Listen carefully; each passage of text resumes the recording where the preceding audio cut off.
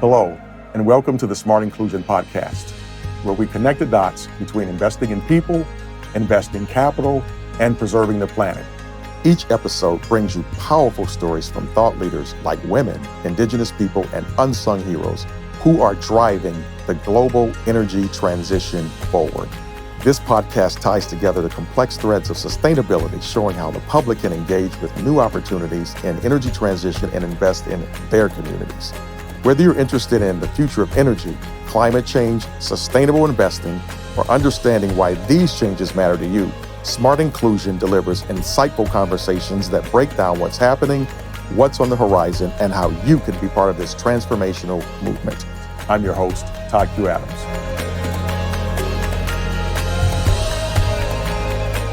Did you know the federal government has funded nearly $2 trillion over the next decade to upgrade our nation's infrastructure, transportation, water, and energy infrastructure? What's also telling is that in order to right many of the historical wrongs, 40% of the benefits are targeted to communities of color, which are Black, Latino, and Indigenous communities. This is referred to as Justice 40.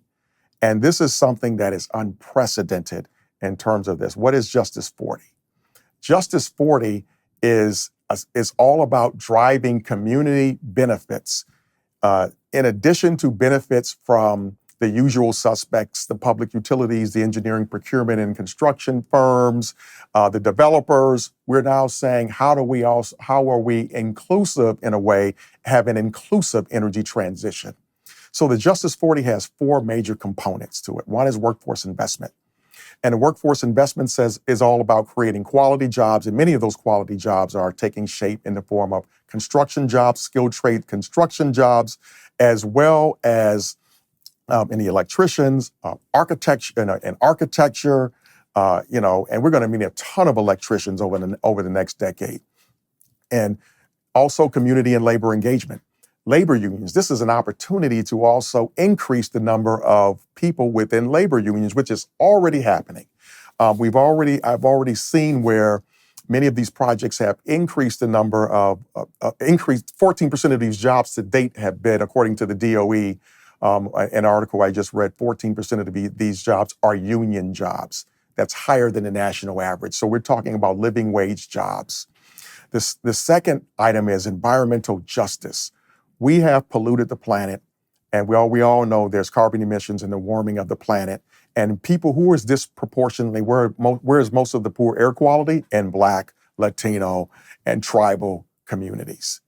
So now we're also addressing those rights and those wrongs by reducing carbon emissions with clean energy projects in the form of wind, solar, energy storage, microgrids, electric vehicle infrastructure, even broadband infrastructure is all a part that also helps to enable that. And that Justice 40 component of it applies to that as well. The third area is, the final area is also just ensuring that it's inclusive, diversity, equity, inclusion, and accessibility. So there's even a focus on those with mobility-related, impairments, as well as Black, Latino, and tribal communities, which there's a focus. And that can look like engineering firms, that can be electrical firms, that can be women employees, because the space is also very male-dominated in most of the jobs, much more so than most of the energy. About 70, over 3/4 of the jobs in the energy space are held by men. So this is also an opportunity to have some gender equity. And that's what Justice 40 is about. So some notable examples of Justice 40 are in Oregon. There's a $250 million grant with the tribes of Warm Springs, and also with the local utility, PGE, in Portland, Oregon. And they are a $250 million grant.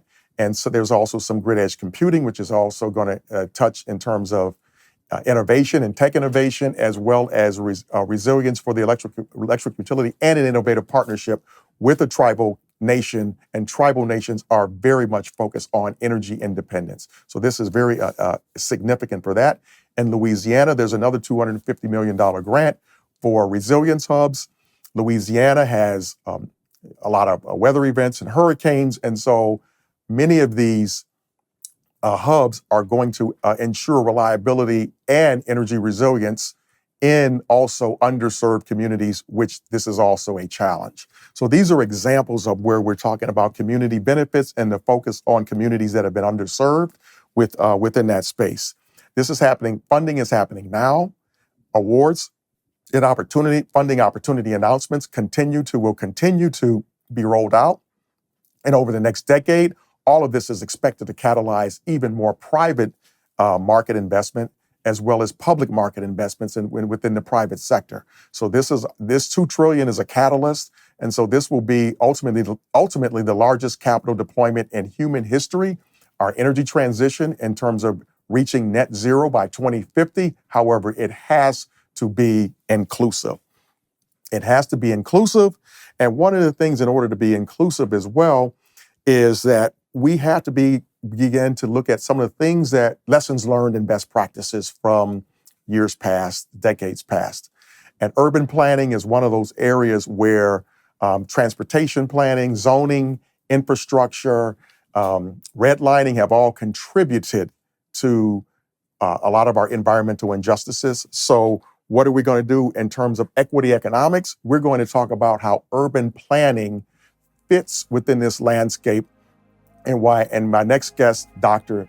Jeffrey Lowe, who is a professor at Texas Southern University and also the director of the Center of Excellence for Community and Housing Development and Urban Planning, is going to also share with us why urban planning is also significant and an integral part of equity economics.